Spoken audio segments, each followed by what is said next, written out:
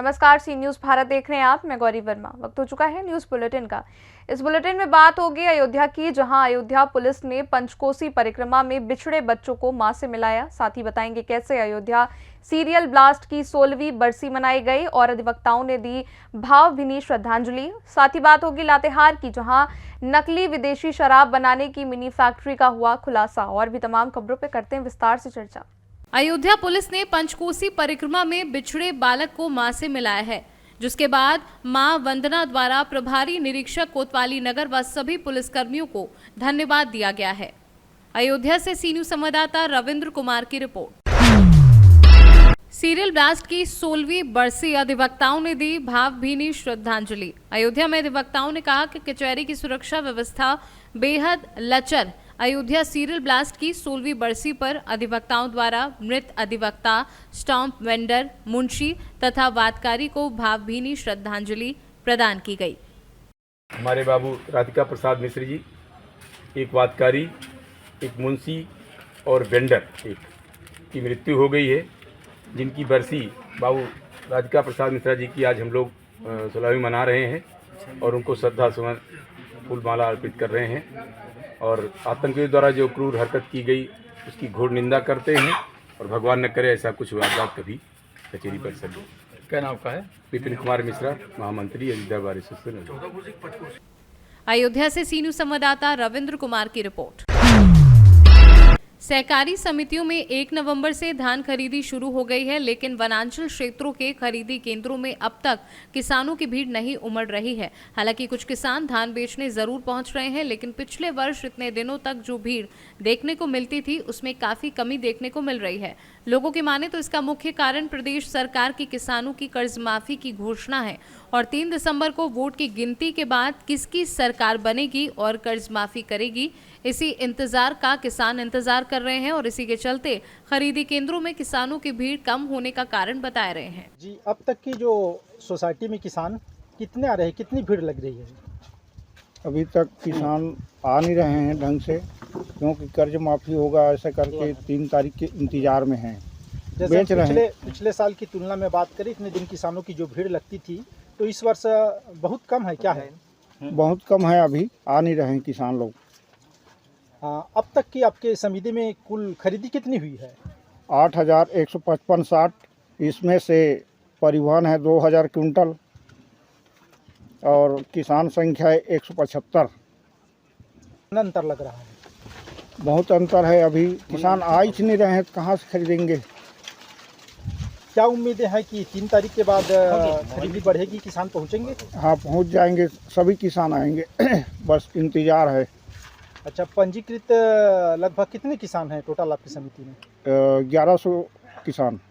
गरियाबंद से सी न्यूज़ संवाददाता मनोज गोस्वामी की रिपोर्ट। लातेहार में नकली विदेशी शराब बनाने की मिनी फैक्ट्री का खुलासा पुलिस ने किया है। सदर थाने में आयोजित एक प्रेस वार्ता में पुलिस अधीक्षक अंजनी अंजन ने बताया कि उन्हें सूचना मिली कि शहर के धर्मपुर मोहल्ले के लाल साहब गली में मनीष कुमार गुप्ता पिता करमचंद साहब के द्वारा घर में मिनी फैक्ट्री बनाकर अवैध रूप से नकली विदेशी शराब बनाई जाती है। इसके बाद एसडीपीओ संतोष कुमार मिश्रा के नेतृत्व में एक छापेमारी दल गठित किया गया है।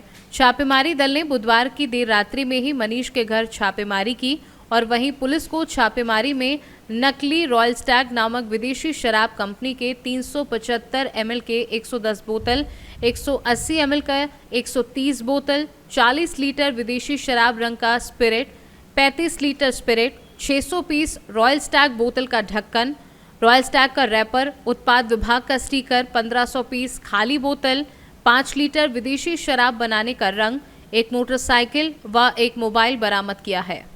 कल रात हम लोगों ने लातेहार जिले के लातेहार टाउन थाना क्षेत्र में धर्मपुर के पास में रहने वाले एक निवासी, उनके आवास में एक अवैध शराब की फैक्ट्री चल रही थी, जिसमें बड़े पैमाने पर अवैध शराब बनाया जा रहा था और इसको बेचा जा रहा था। तो हमारी टीम ने डीएसपी साहब के नेतृत्व में एक रेड किया, जिसमें कि उनको पकड़ा और उनके घर से ये तमाम जो आप देख रहे हैं करीब 240 बोतल है। इसके अलावा 1500 खाली बोतल है, 40 लीटर के आसपास स्पिरिट है जो 200 लीटर वाले ड्रम में है। इसके अलावा 15 के आसपास ये जर्किन है 35 लीटर का जो खाली है, कॉक है, उसको सील करने का जो सील है, ये सारा कुछ बरामद किया है और उनको अरेस्ट किया गया है। सर ये फैक्ट्री खोल कर रखा था क्या सर ने? हाँ, ये अपने घर में ही अवैध शराब बना रहे थे और इसको बेच रहे थे। और मैं मानता हूँ कि इस रेड के बाद हम लोगों ने लातेहार टाउन थाना क्षेत्र में एक बड़े इस नेक्सस को ब्रेक किया है। सर लोकल दुकानों में भी लातेहार से सीनू संवाददाता मोहम्मद अरबाज की रिपोर्ट। रामगढ़ के गोला प्रखंड अंतर्गत पंचायत सरकडी के टोला बांदडी में ग्रामीणों ने पूर्व विधायक ममता देवी और पूर्व प्रत्याशी बजरंग महतो का नागरिक अभिनंदन किया। नागरिक अभिनंदन सरकडी मुख्य मार्ग से बांदडी तक लगभग 2 किलोमीटर तक ग्रामीणों के द्वारा पैदल यात्रा कर ढोल नगाड़ों के साथ ममता देवी का स्वागत किया गया। इस पदयात्रा में पूर्व विधायक के साथ भारी संख्या में महिला पुरुष शामिल थे। रामगढ़ से सीनू संवाददाता राजीव सिंह की रिपोर्ट। बुलंदशहर के कस्बा पहासू में हाईटेंशन लाइन का तार टूटकर बलेनो कार पर गिरा। देखते ही देखते कार में भयंकर आग लग गई। राहगीरों की कड़ी मशक्कत के बाद आग पर काबू पाया गया। गनीमत रही कि राहगीरों के ऊपर हाईटेंशन लाइन का तार नहीं गिरा, नहीं तो बड़ी जनहानि हो सकती थी। बुलंदशहर से सीनू संवाददाता अदनान इबाद की रिपोर्ट। पत्थलगांव में देव प्रबोधिनी एकादशी के अवसर पर खाटू श्याम बाबा का जन्मदिन हर्षोल्लास के साथ मनाया गया। देव उठनी एकादशी के अवसर पर यहां खाटू श्याम मंदिर में विशाल भजन उत्सव का आयोजन किया गया। इस अवसर पर खाटू श्याम के भक्तों ने ध्वज लेकर विशाल निशान यात्रा का भी आयोजन किया। शहर के दुर्गा मंदिर से पूजा अर्चना करके पश्चात खाटू श्याम के ध्वज के साथ सभी मुख्य मार्ग से निशान यात्रा निकाली गई। इसमें हजारों की संख्या में श्रद्धालुओं की उपस्थिति रही। गांव में है जिसमें करीब 1000 निशान उठेंगे और शाम को रंगारंग भजन कार्यक्रम है, प्रसाद वितरण है, भंडारा है। बाबा के दरबार में किसी चीज़ की कमी नहीं है। यही हमारी आज की तैयारी है। जशपुर से सीनू संवाददाता दीपक वर्मा की रिपोर्ट। खबर शाहजहांपुर से है, जहां नगर आयुक्त द्वारा महानगर में सफाई व्यवस्था को लेकर सफाई नायकों, सहायक सफाई नायकों के साथ अहम बैठक की गई और लापरवाही बरतने पर कठोर कार्यवाही के सख्त निर्देश भी दिए गए। शाहजहांपुर से सीनू संवाददाता फसाद खान की रिपोर्ट।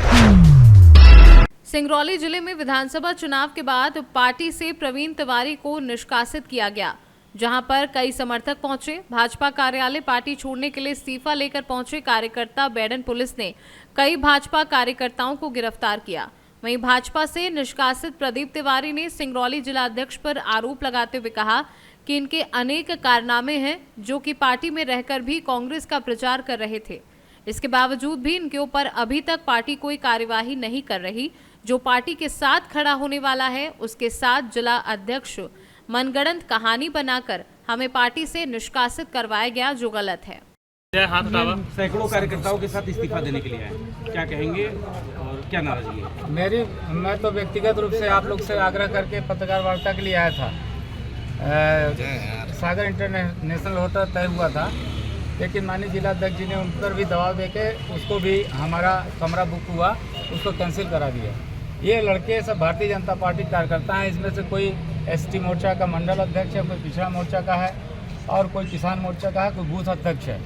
जिस तरह से ये पार्टी के अध्यक्ष द्वारा मनमानी की जा रही है, उसके खिलाफ इनके मन में आक्रोश था। ये स्वयं कोई लाया नहीं गया, इनको स्वयं ये पार्टी कार्यालय में आए और अपने अपने लिखित त्यागपत्र के साथ आए।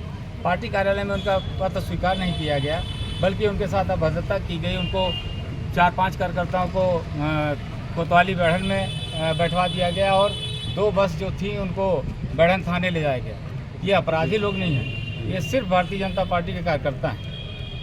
मंडल अध्यक्ष द्वारा कहा गया कि मनमानी है। हाँ, जिलाध्यक्ष पर मनमानी का आरोप है, तो किस तरह की मनमानी है? मनमानी है। भारतीय जनता पार्टी हमारी पार्टी है, हम अपने कार्यालय में अपनी बात रखने नहीं जा पा रहे हैं, तो ये मनमानी नहीं तो और क्या है? मंडल अध्यक्ष आपको क्यों निकाला गया सर पार्टी से? हैं जो कि सदस्यता इनकी नहीं है। भैया आपको पार्टी से क्यों निकाला गया, क्या वजह थी? मेरे पार्टी से निकालने की प्रक्रिया जब माननीय रामसुब्रमण्यम गुप्ता जी जिलाध्यक्ष बने थे, तब से शुरू हो गई थी। इस बीच में मैंने कोयले में मिलावट का विरोध किया, वो एक बहुत बड़ा कारण था। फिर उसके बाद उनके हिसाब का मैं जो वो चाहते थे वो काम नहीं करना चाहता था। मैं भारतीय जनता पार्टी हूँ, भारतीय जनता पार्टी के हिसाब से काम करना चाहता था। एक बैठक बुलाई गई, बैठक में ये बोला गया कि अपने अपनी राय दीजिए, कैसे पार्टी को ठीक किया जा सकता है, जीता कैसे जा सकता है। हमने कहा कि अध्यक्ष जी आपका गृह मंडल है सिंगरौली, मोरवा सेक्टर आपका गृह मंडल है, वहीं आपका निवास भी है। सिंगरौली से सीनू संवाददाता नीरज की रिपोर्ट। फिलहाल इस न्यूज बुलेटिन में इतना ही। देश और दुनिया की तमाम बड़ी खबरों के लिए बने रहे सी न्यूज भारत के साथ। हर खबर आपके साथ, आपके हाथ।